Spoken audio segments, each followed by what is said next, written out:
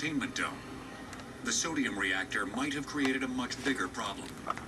The SRE was about 1/100th the size of 3 Mile Island, and the containment structure at 3 Mile Island, according to the official government reports, stayed intact, and that only a small fraction of the radioactive inventory were officially estimated to get out of the 3 Mile Island reactor. And so several researchers have estimated that the radiation release from the SRE could be as high as 240 times the radiation release from 3 Mile Island. 5 weeks after the accident, the Atomic Energy Commission issued a press release claiming that just a single fuel rod had been slightly damaged and no radiation had been released. The body of the release said there is no evidence of unsafe operating conditions. 1/3 of the fuel had experienced melting. It was one of the worst accidents in nuclear history, and the AEC essentially lied about it. In 1961, the Atomic Energy Commission made this film, which documents the extent of the damage and cleanup process. It also explained exactly what went wrong inside this unique reactor, where molten or liquid sodium was used instead of water to remove heat from the swimming pool-sized reactor area. Sodium reactors were being developed because there was a concern there wasn't enough uranium to fuel all of the nuclear reactors being built at the time. Sodium reactors never deplete their original fuel supply. Water reactors are less efficient, since they consume uranium and eventually need to be resupplied. But the benefits of liquid sodium came with a price. Sodium burns in the presence of air, explodes in the presence of water, so the reactors had tremendous danger associated with them. Because water couldn't be near the reactor, a chemical known as tetralin was used to cool the bearings in the pumps that circulated the sodium as it carried heat away from the fuel rods. Everything worked well until tetralin started leaking through cracks in the pump seals and into the reactor. As the tetralin approached the fuel rods, it partially blocked the bottom of some of the coolant channels. When coolant flow decreased, the heat by those fuel rods increased and eventually reached melting point. What happens when the fuel starts melting is the radioactive byproducts, which have been created from reactor operation, have to go somewhere. And so those radioactive byproducts go into the molten sodium, and some of those byproducts come out as a vapor, and in this case went into the air. Some of the radioactive materials like strontium are actually absorbed by the body into the bones and teeth, so they remain in the body for a long period of time, all the while releasing radioactivity that can harm cells and other parts of the body. The studies that were done of the workers by a team from the UCLA School of Public Health found that the workers who had the highest radiation exposures had tripled the death rates from cancers such as cancer of the lung, lymph, and blood systems, as similar workers at the site who had lower radiation exposures.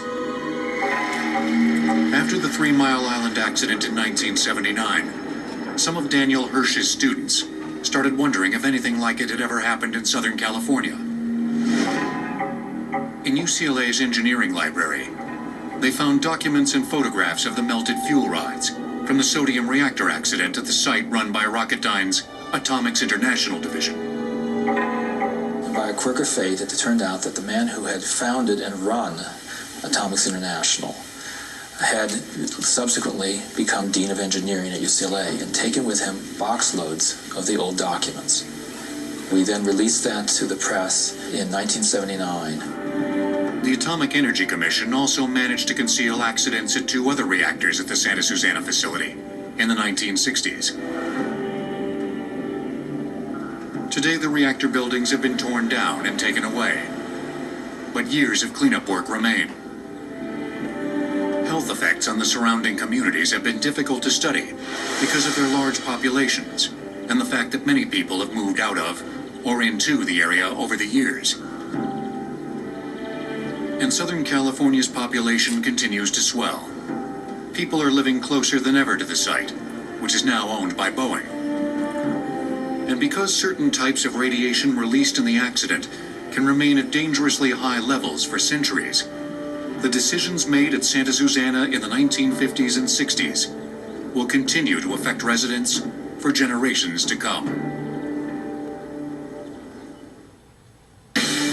Of the 3 most prevalent radioactive elements identified at the Santa Susana site, cesium-137 has the longest half-life at 30 years. Dangerous amounts of it will remain there for about 300 years. Engineering disasters will return on Modern Marvels.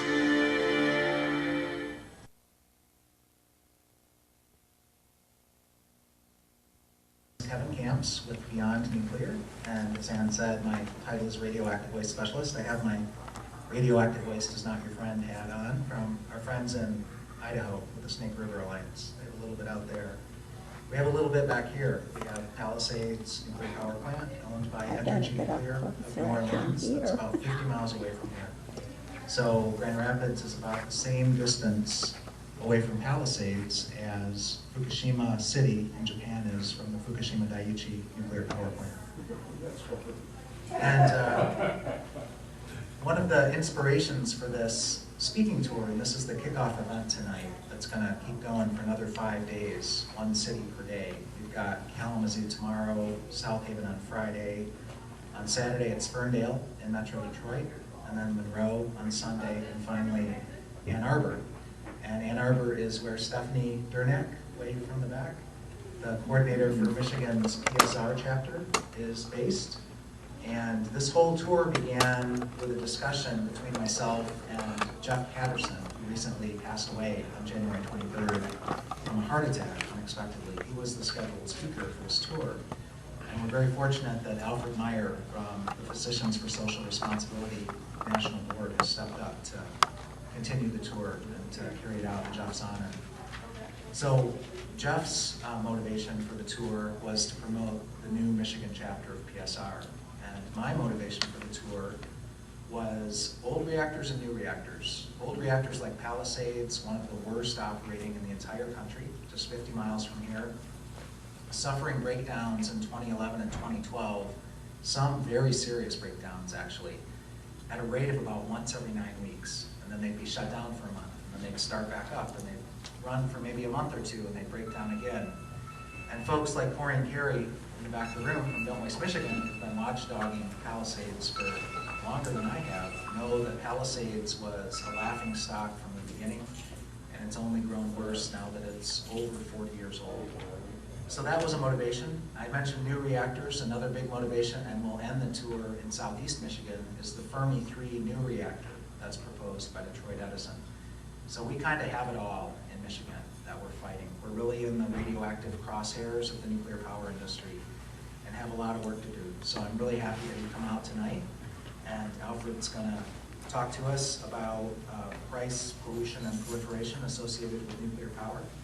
And I'll just end by saying a little bit about Alfred, and he can fill in the gaps. But I first met Alfred in 2002 when he was visiting Washington, D.C. He was the coordinator for PSR in Madison, Wisconsin at the time, the executive director. And then he came to Washington, D.C. in 2007 and worked for the Alliance for Nuclear Accountability. Other affiliations he has had include Friends of Chernobyl Centers US, so that's another area during the healthy question and answer period we're going to have that you can ask him about is Chernobyl. I mean, Fukushima, rightfully so, is getting a lot of media attention, but don't forget about Chernobyl. We're only 27, 28 years into that catastrophe. That will be forever. And now he is serving on the board of Physicians for Social Responsibility. So with that, I will introduce Alfred Meyer.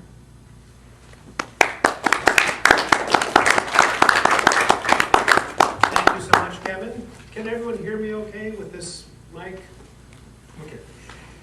Well, thank you so much for inviting me and for all of you to come out tonight. I particularly want to thank Ann Tuck and Shirley Khalil for helping arrange this.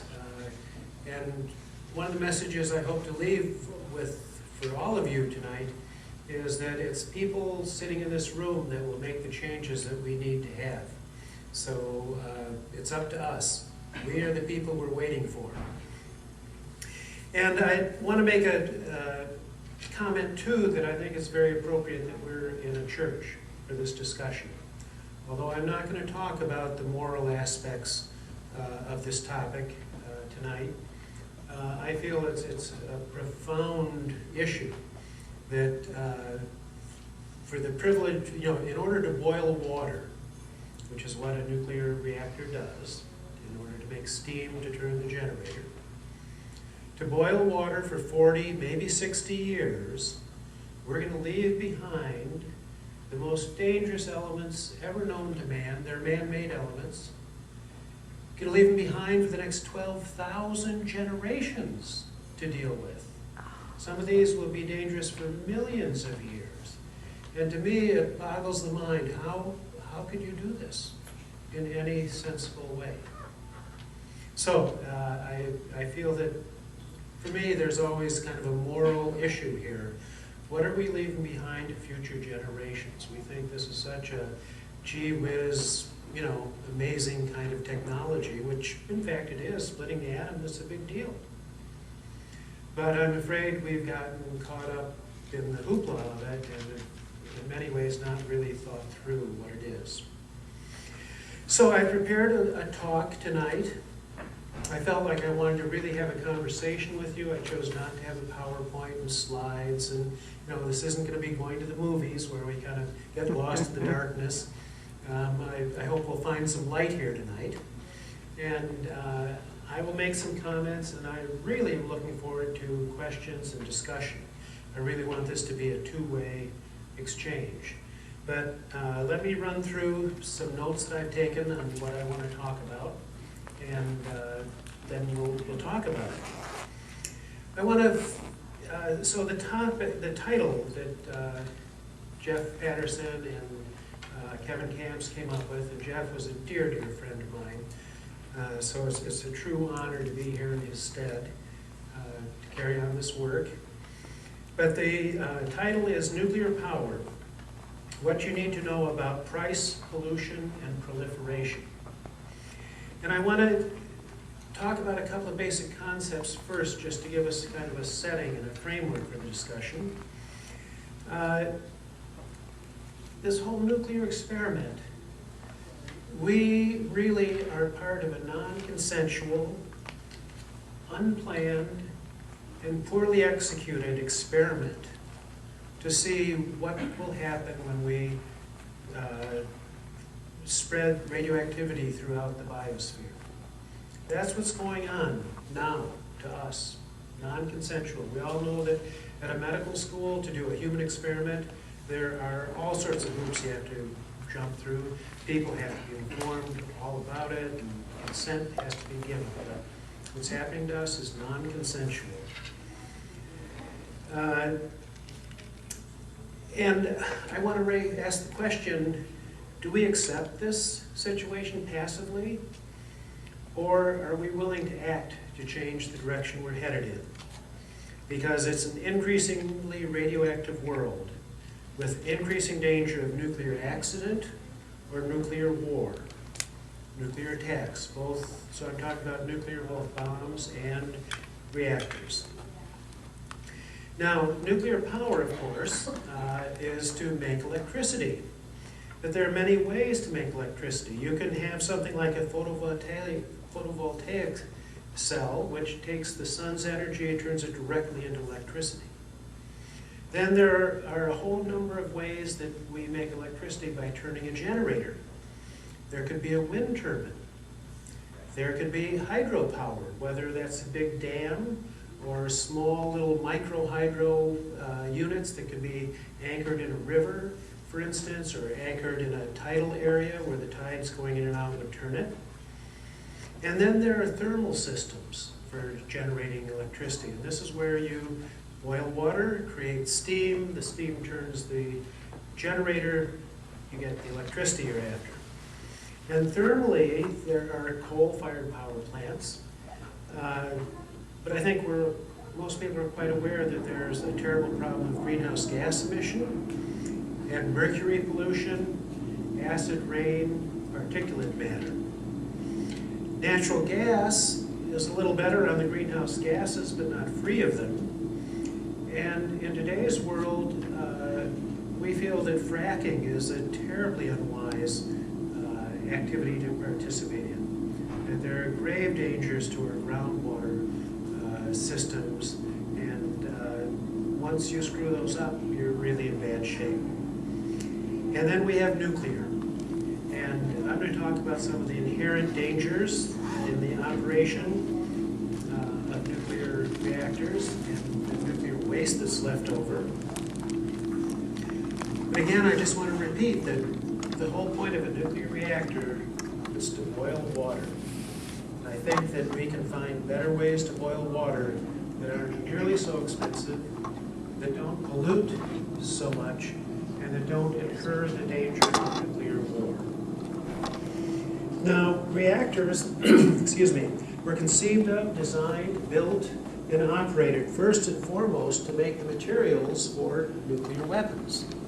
This is why we're all upset about Iran, right? They're claiming peaceful use of their atom for electricity only. But why is everybody in a big snit? It's because nuclear reactors are the way you get nuclear weapons. And the Manhattan Project, which was the 1942 secret U.S. project to build the atomic bomb, was seen as a race for survival. We were facing Nazi Germany occupying more and more territory. We knew that they were working on this super secret weapon, and that we needed to trump them at that to win the war. So getting the bomb and getting it fast was a top priority. Environmental concerns, health concerns, what to do with the waste, these were secondary issues. We needed to get the bomb to win the war. In fact, even today, the standards used for exposure to radiation employ a concept called the standard man. And when this first started, it really was to find out how much radiation one could suffer before you couldn't work anymore to keep building bombs. And the nuclear industry, from its earliest days and continuing till today, has three hallmarks. Secrecy. The Manhattan Project was done in complete secrecy. Truman, when he was vice president, knew nothing of the existence of this program. It was not until FDR died that Truman was informed of it. And then there's cover-up. When you have a problem, you're just going to cover it up. And if we can't get away with keeping it secret or covering it up, then we're just going to minimize it. 10 days after Fukushima blew up, there was radioactive fallout in the milk in Boston. But we're told by the US EPA that it's not enough to worry about. Now, there's statistically, that might be true. You can make the argument. But I look at it from the fact, if you're telling me the radioactivity is in the milk, people are drinking milk or eating ice cream or yogurt or cheese, maybe there aren't very many particles in that milk, but there are particles in the milk, and somebody's going to eat that cheese. And for that person, it's a very big deal. So this is the setting that I want to have laid out for us as I go into the concepts of price, pollution, and proliferation. So let me start with price. Oh, let me count the ways that we pay for this. I would point out that in 1953, Lewis Strauss, who was the chair of the Atomic Energy Commission, and this was the time of the Atoms for Peace program being promoted, had a famous speech in which he described nuclear power as too cheap to meter. It's going to be electricity too cheap to meter. The curious thing is that at the time he made that statement, he had in his possession a report from the government, which was looking at the feasibility of nuclear power. Do you know what that report happened to say? The biggest problem of nuclear power was cost. Not too cheap. This is a deception. Remember I talked about secrecy, cover-up, minimization? This was not a true statement, but yet many, many people, I bet a number of the people in this room have heard that term, too cheap to meter. Then we've also paid for what I describe as the nuclear infrastructure. This is all the college courses. This is all the facilities to mine uranium and refine it and enrich it and fabricate the materials. The infrastructure is the same for power and weapons, by and large. I mean, they're obviously, at some point in the road, they go in different directions, but there's a lot of commonality. So we've been supporting this military nuclear infrastructure, and what's developed really is a nuclear military, industrial, academic, governmental complex. These are vested interests that want to see this technology continue, and it's driving many of these programs. Nuclear power, though, I describe it as being a form of nuclear socialism. And by that, I mean that the risk is socialized and the profit is privatized. Construction loan guarantees are one example of this. A number of people in the nuclear power industry have said there will not be a single new reactor built in the U.S. unless there are U.S. government-backed nuclear loan guarantees. And that's what we have now. The taxpayer takes the risk because guess what? The so-called smart money of Wall Street won't touch this. It's too high a risk. But the private corporation, if it's a successful venture, takes the profit. And if it's not a successful venture, we, the taxpayer, foot the bill. And in 2007, $18.5 B as in boy billion was appropriated by Congress for this nuclear loan guarantee program. And that money has been sitting on the table since then. The industry, for all its hullabaloo about the nuclear renaissance and this great burgeoning of nuclear power, has yet to be able to get any of that money that they claim they need. Now, we're quite close to an agreement that will probably be reached in Georgia at the Vogtle plant, where they're building 2 new reactors. But the government and the Southern Company have been arguing about this for quite a few years. The government's saying this is a risky endeavor. You, the private corporation, needs to chip in some money. You need some skin in the game, as they say. And the company, though, is saying, no, we don't want to take that risk. But it appears that they're getting closer. So that's one way, the loan guarantees. Another, almost more insidious way that this is nuclear socialism is a program called Construction Work in Progress. Now this is a program that's at the state level, and states like Florida, Georgia, South Carolina have these programs. In Iowa, they tried to implement this, but there was a great spate of activism and they really organized against it. Now what construction work in progress means is that the ratepayers can be billed for the costs of the corporation, even just considering whether or not they should build a new reactor. If they say, you know, would it make sense for us to build a reactor? They start billing the ratepayer as they have their discussions about how much money would we make, and what would it cost us, and so on and so forth. And the money flows from the ratepayer to the corporation with no strings attached.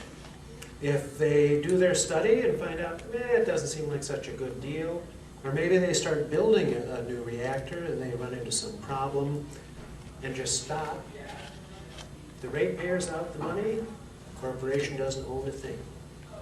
It's, to me, a pretty egregious setup. And some states, like Florida, realized after they, at first they thought, oh, this would be so good on the nuclear power plants. Then they realized, we have just created an awful economic situation. We have increasing costs for electrical power. So what business is going to want to move to Florida? They'll go to someplace where it's cheaper.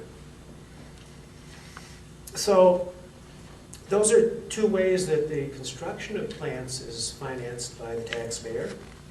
The taxpayer comes to the rescue in another way through the Price-Anderson Act.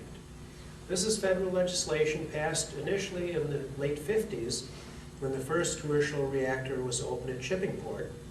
Because again, an insurance company is not going to insure something that's so risky. It's bad business. So the federal government, wanting to get nuclear reactors going, said, well, the taxpayer will pay for the liability insurance. So the nuclear reactors, each operating reactor needs to chip in about $100 million per reactor to a fund should there be an accident.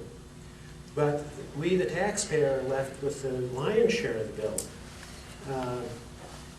The cost of a nuclear accident would run from hundreds of, B as in boy, $billion to, if it happened in my neighborhood of New York City, where Indian Point is operating just 30 miles north of town, if we had to evacuate New York City, we're talking about trillions of dollars. So that's another way that this nuclear socialism works. And the last part of it, the last leg of it, is the government takes possession of the waste. Now, you can make a pretty good argument that says, look, this is material that can make atomic bombs. You can't have that just floating around in the world. It does make sense to have the government take it and keep control of it. So that's accurate to a point. But it's very costly to the taxpayer. For instance, the US government promised the nuclear reactors that in 1998, the US government would start accepting the fuel rods that have been used at reactors. Now the fuel rods, the technical term is spent fuel, but I don't like using that term because it makes you think of like driving a car where I fill up my tank with gas, I drive around, some stuff comes out the tailpipe, but then my tank's empty at the end of the day. Spent fuel is anything but empty. Spent fuel is irradiated. It is vastly hotter in temperature and radiation, and is vastly more dangerous than an unused fuel rod.